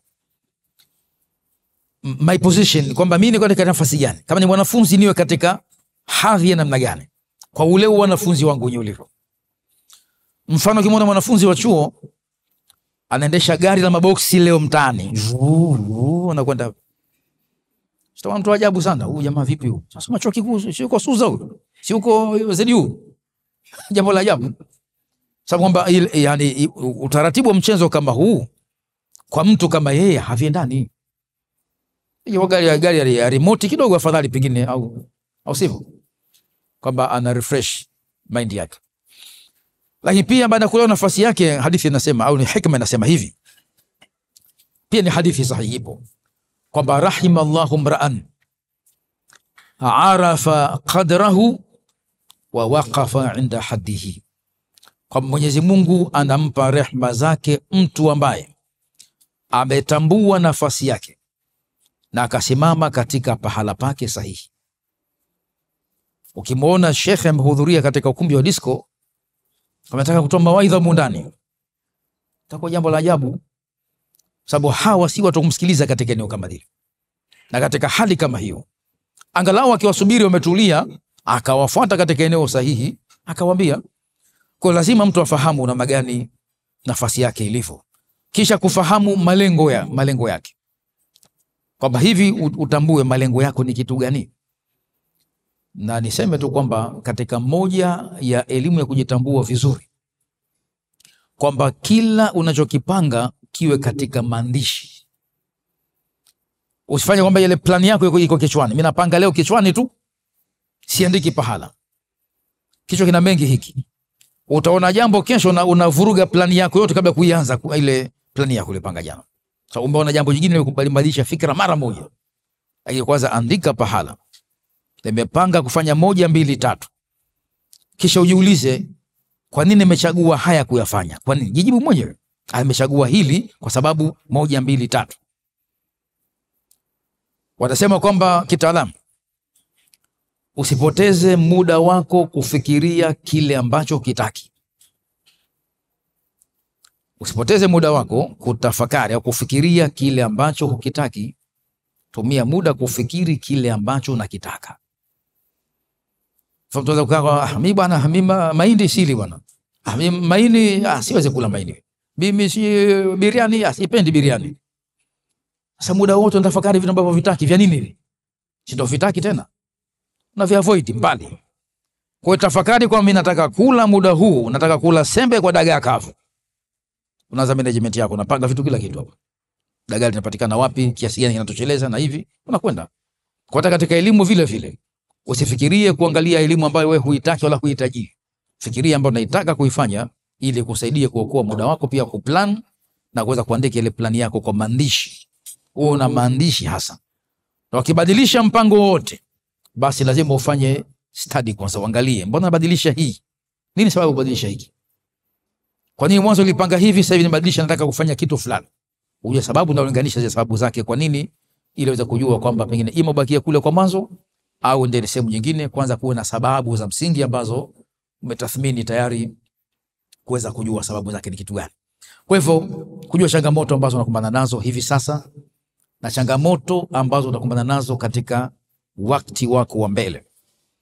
Mfano, anaweza kuwa mtu anafikiria sasa hivi kwamba niko mwaka wangu wa mwisho katika chuo mfano, au mwaka wa pili, kwamba bora kwanza nioe, miaka 2 ya mwisho ni tayari mke ninaye. Ni plani nzuri, au sivyo? Mara nyingi mtu anafikiria kwamba nikishaoa hapa tapata starehe kubwa sana, takuwa na mke wangu ndani, ananipumzisha, anadiliwaza vizuri, anabembeleza, atafanya hivi, si ndivyo? Lakini sahau baada ya muda huyu mke ana mahitaji maalum anayo huyu. Baada ya miezi 3 hapa ataumwa tumbo kidogo huyu, atakuwa anachagua vyakula huyu. Au sivyo? Atachagua vyakula yule. Atakuagiza fenesi kipindi ambacho si msimu wa fenesi. Utahangaika kutafuta fenesi Unguja nzima ulipati.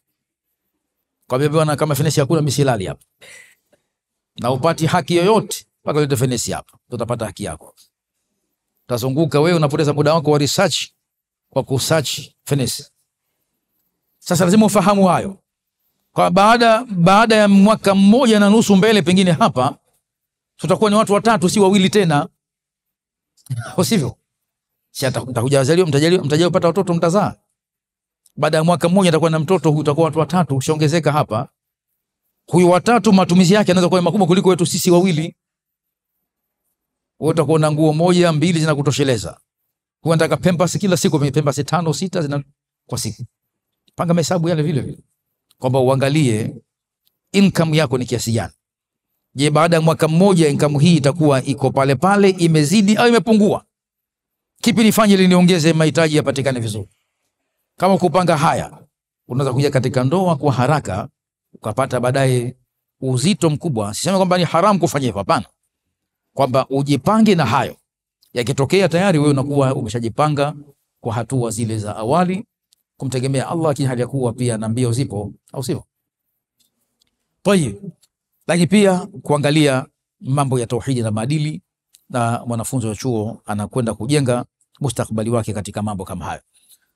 Lakini kuna mambo muhimu sana ya kuzingatia. Moja, kwanza kuwa na mtazamo chanya kuhusu maisha. Maka usiwe na hofu ya maisha. Kwamba wasomi wangapi leo kazi hawana, hakuna faida ya kusoma. Hapana. Kila mmoja amekadiriwa riziki yake mwenyewe. Na hakuna ambaye anaishi kwa riziki ya mtu mwingine. wala hakuna ambaye hakuandikiwa riziki kuwa nayo. Hakuna. Kila mmoja anakuwa na riziki yake mwenyewe, na kukosa riziki pia ni riziki kwa lugha nyingine. Sika mtanifahamu hivi, bado tuliache mbali. Kukosa riziki ni riziki. Kuna watu Mwenyezi Mungu amewaumba, haya macho haya yapo, lakini uwezo wa kuona haukujaliwa kuwemo. Haimaanishi Mwenyezi Mungu amekosa nguvu ya kufanya macho ya kipofu yaone. Anaweza kufanya kipofu akaona. Kwani macho ya mtu mmoja wawili Mungu hana mpaka ashinde kuwapa vipofu macho? Anaweza kuwapa vipofu macho kama sisi. Amewaumba vile kwa hekima yake mwenyewe. Kamnyima miguu huyu, kamnyima mikono. Huyu vidole 6, huyu 5. Allah mwenyewe anaweka kwa hekima yake mwenyewe. Kwa hivyo mtazamo chanya kuhusu maisha, tuwe na positive outlook ya maisha yetu. Kisha nidhamu ya ndani. Discipline kitu muhimu sana. Nilikwenda mimi katika eneo moja Algeria mwaka 2014. Watu wana nidhamu katika pale pahala, ni jambo la ajabu. Yaani ukienda katika sehemu ya msikiti, ukienda kusali msikitini, basi pamewekwa michoro kama line zile, mistari michoro hivi, kwamba maeneo ya kuweka viatu. Viatu vimekaa kama katika duka la kuuza viatu. Vyote vya watoto, vya watu wazima vimepangwa katika line. Lakini njoo kwetu sisi huko, mtu anavua kiatu hata hajasimama bado, kimoja huku kingine kule. Hamna taratibu. Kwa hivyo kuwa na discipline katika maisha yetu yote. Kwanza nidhamu ya ndani, mtu mwenyewe. Nidhamu ya jamii huanza na nidhamu ya mtu mmoja. Kwanza na nidhamu ya kila mtu binafsi yake mwenyewe kwanza. Kwa mtu anakuta barabara hii imeshafagiliwa, yote imesafishwa, yote iko vizuri. Anakunywa pengine juice, anakula malai ndani ya daladala, afa naitupa pembeni pale ya barabara pale. Au katikati barabara pale, chupa drop ile tupa pale. Chupa ya juice na tupa pale barabarani. Na anajua kwamba pamesafishwa hapa muda si mrefu. Sema kutia taka ipo. Kwa nini hakuna? Maana nidhamu amekosa katika undani wake.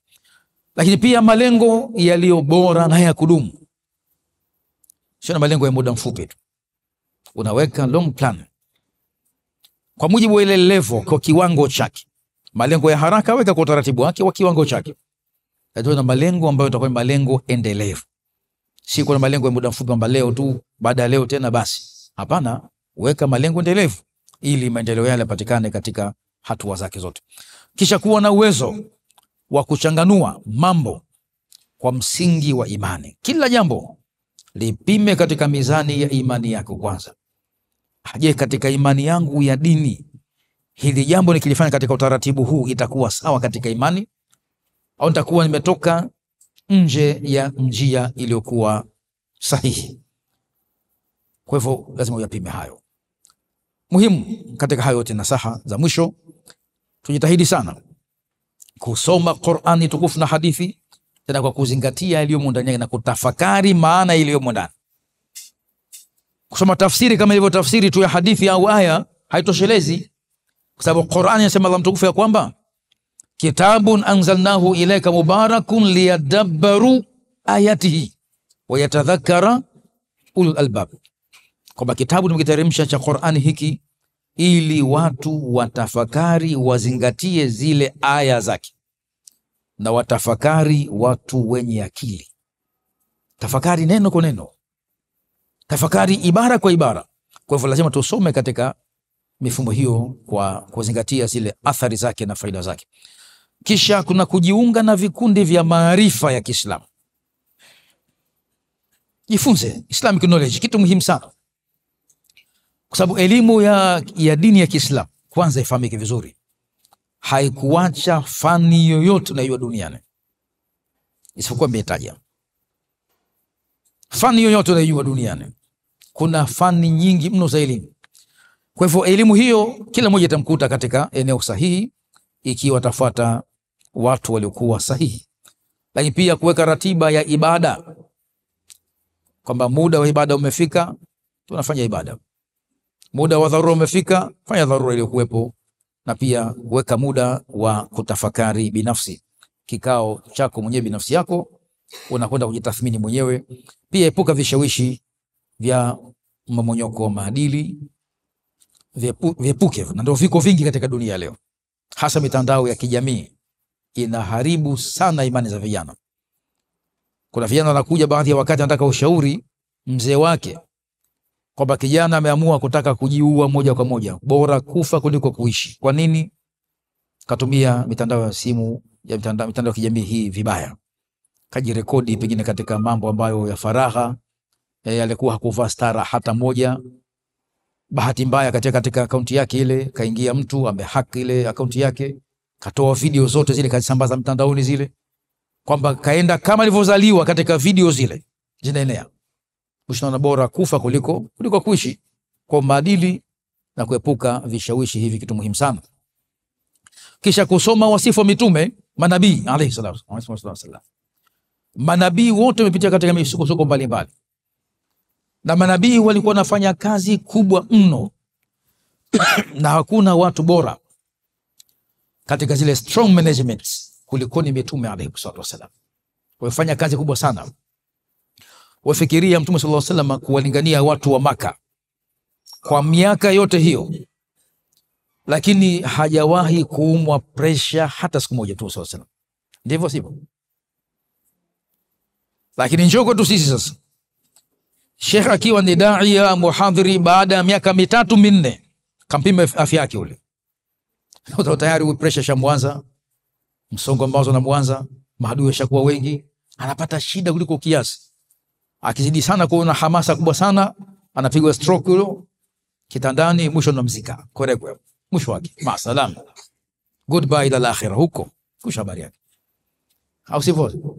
Lakini manabii wa Mwenyezi Mungu hao wamefanya subra katika maeneo mengi sana, na maudhi wanapata makubwa mno kuliko maudhi wanapata sisi duniani, lakini wao walisubiri wakafika katika hali nzuri. Tukijifunza wasifu wao, maisha yao, hutaona hata muhali kufanya kazi yeyote ya halali bidhali kwamba unaweza kuifanya. Hivi nani uko tayari katika sisi hapa akishamaliza masomo yake ya chuo kikuu, kama endapo hatuombe hayo, kwamba endapo hakupata kazi katika mwaka wake wa kwanza baada ya masomo yake kuyamaliza yale kukamilisha, kwamba yuko tayari akatafute kazi mfano Arusha huko Morogoro hivi, akafanye kazi ya kuchunga mbuzi wa Masai? Nani yuko tayari? Mbona tusemi una degree yako wewe ya science, geography, tavyokuwa vyote, ukachunge mbuzi kwa mshahara shilingi 200,000 kwa mwezi au 300,000 kwa mwezi, utaweza? Upewe 1,000,000 mshahara ukachunge mbuzi, utakwenda? Bwana tusemi mshahara shilingi 1,000,000 kwa mwezi, kazi yako unachunga mbuzi pahala fulani, utaweza? Kwamba yani 1,000,000 na degree yangu hii, bora 1,000,000 hii nikose. Degree yangu ina heshima kuliko hii 1,000,000, siwezi kufanya kazi hii. Si ndivyo? Lakini je, mitume wamefanya kazi hii au kufanya? Mitume wamefanya kazi hii. Tena manabii wote wamefanya kazi hiyo. Kwa hivyo kuchagua kazi ni tatizo nyingine. Tusome historia za watu wema tuweze kujifunza. Kuwajibika pia binafsi na kuhamasisha wengine. Almuhimu, kwa changamoto nyingi katika maisha tutakutana nazo huko, lakini moja katika changamoto kubwa naweza kusema kwamba kwa vijana wengi, hata ambao ni wasomi vizuri, hata watu ambao ni walimu baadhi ya wakati, changamoto kubwa inatokea baadhi ya wakati ni kwamba kukosa ratiba ya kusoma tauhidi. Tuna ratiba ya kuangalia mambo ya misalsal ile, kuangalia si dola Ottoman Empire zile, tunaangalia kina nani wale, kina Futuhi na kina nini, tunacheka vizuri TikTok huko, au sivyo? Ili kufungua mtu mfano katika sehemu inasomesha tauhidi ndani ya mitandao hukuti, utakuta vijana wengi wanacheka peke yao, au sivyo? Atasmile wewe, mwisho ndio inatoka kwa peke yake. Vipi huyo? Kuna mambo ya kuchekesha ndani ya mitandao. Basi kumbe angetumia MB zake zile au GB zake zile, data ile atumie vizuri, kajifunza kitu cha ziada. Si haramu pia kuangalia vitu vingine ambavyo havina kinyume na maadili, lakini kwamba kutumia muda ule nao ni sehemu katika kuwa na ratiba katika maisha, na kutopanga muda kutathmini tauhidi yenyewe na imani. kwamba tokea nimeamini, nimezaliwa muumini, nimeishi katika hali ya kuwa ni muumini, lakini je, imani yangu hivi sasa imeshuka, imepanda? Liyazdadu imanan ma'a imanihim, kwa lazima tupime vigezo vya imani, vimepanda, vimeshuka. Vimeshuka kwa nini? Vimepanda pia kwa nini? Kwa vile katika elimu pia mtu akifaulu unamtathmini, kwa nini kafaulu? Akifeli pia unamtathmini vile, kwa nini kafeli? Kwa hivyo kufaulu si sababu ya kutotathminiwa, lazima utathminiwe kwa nini umefaulu vile vile. Utakuwa umeibia wewe kwa watu, umekopi kwa watu ndio kafaulu.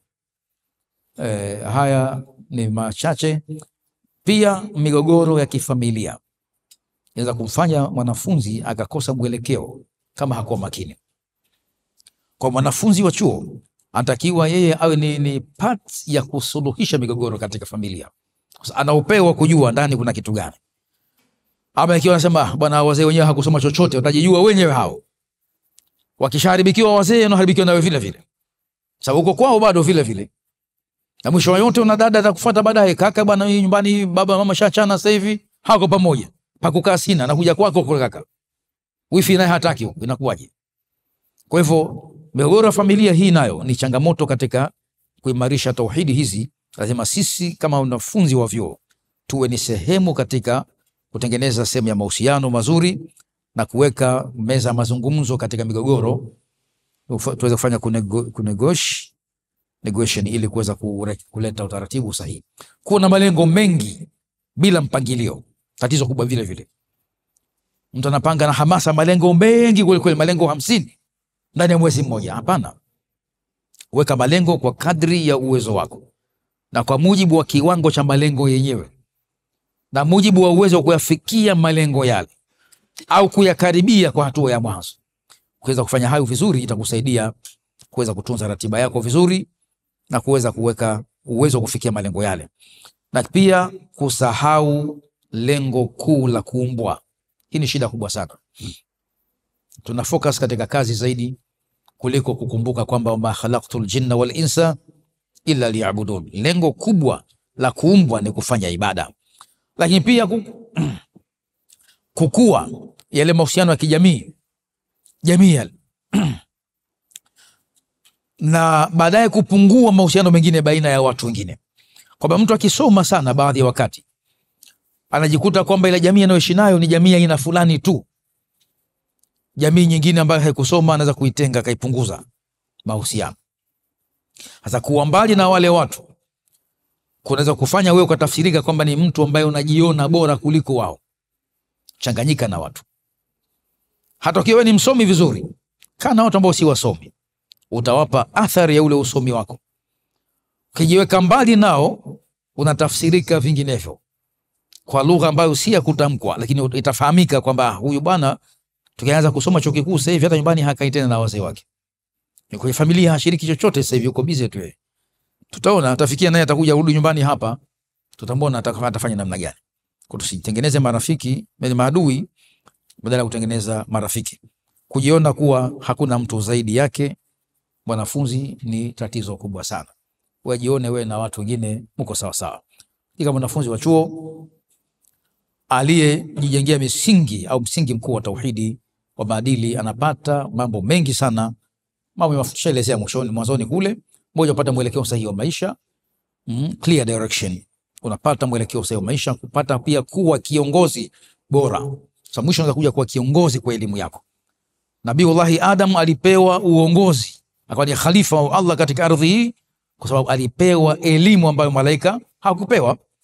Wa 'allama Adam al-asmaa kullaha.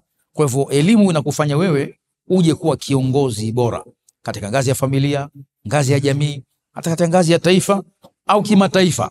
Pia inawezekana. Kuna watu leo wamezaliwa Unguja, wanaishi leo nchi mbalimbali, nchi za Gulf huko wanaishi Ulaya na ni viongozi katika maeneo mbalimbali. Lakini pia inakufanya kwamba uwe mtaalamu mwadilifu na uwe mwaminifu katika yale ambayo unakuwa nayo katika utaalamu. Pia kuwa raia mwenye mchango chanya katika jamii yako. Kisha tauhidi pia inakupa msingi wa kiroho imara na maadili pia yanakupa mwongozo wa maisha yako ya kila siku. Baada ya kusema hayo, asanteni sana kwa kunisikiliza na naomba radhi kwa kuchukua muda mrefu. Nataraji tumefika pazuri. Istiqama Swahili TV, busati la elimu na hekima.